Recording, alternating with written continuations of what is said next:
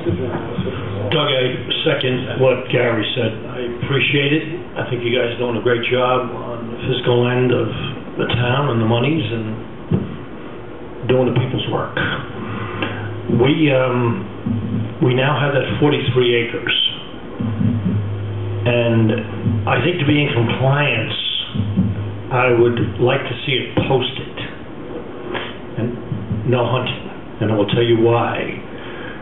I'm going to attend a meeting tomorrow morning with several landowners who own tracts of land in the Purgatory Swamp. And many of us are concerned about one of the property owners who lets an individual, quote-unquote individuals, hunt the property. Many of the deer stands on that tract of land are right on the border of other property owners. Last year, one homeowner observed a hunter that is allowed to hunt in this parcel shoot a deer on their property, quickly run out and drag that deer back to where they have permission. They denied it. But what they didn't know was, in a deer stand, legally, with permission, was a cop. And he saw the whole thing. So, myself and other landowners are going to meet tomorrow, and we're going to have the Jacobowitz Law Firm issue a letter to this particular landowner requesting that if they want to have people hunt on their property, that's fine. But do not encroach on ours. If so, an arrest will be affected. But with that 43 acres, to be in compliance that no hunting is allowed, it must be posted. Can we get some volunteers? Dennis, is that the...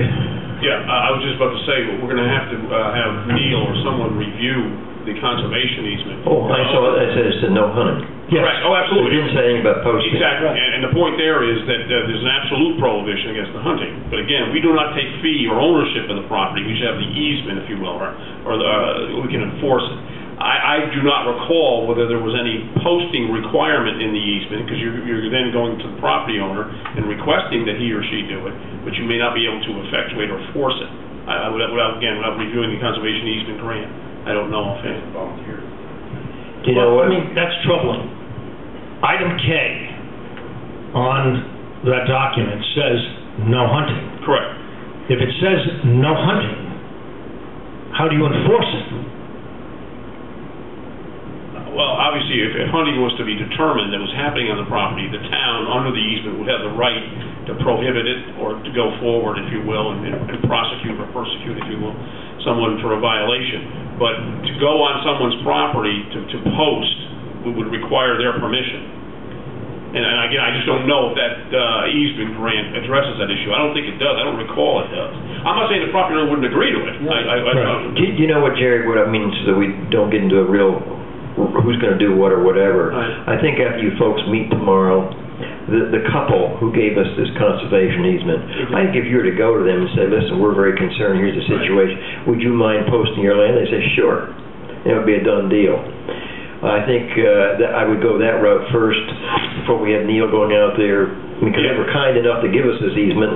It's one of those kind of deals. No, I was just Neil on the basis of just again reviewing the easement. I'm sure there's a copy here in town hall. I would request that Neil is involved in this at all. It's not right. I don't think he should be. I think he should recuse himself from this situation. To me right now, this is between neighbors, and I've shared that with one of the neighbors who's called me 3 or 4 times.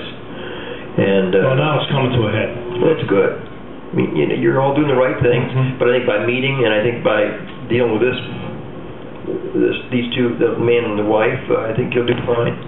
I'm sure they'll be more happy. I don't see why they have an objection. No, I don't. I mean, they just gave us the easement. I mean, that's a big deal. Sure.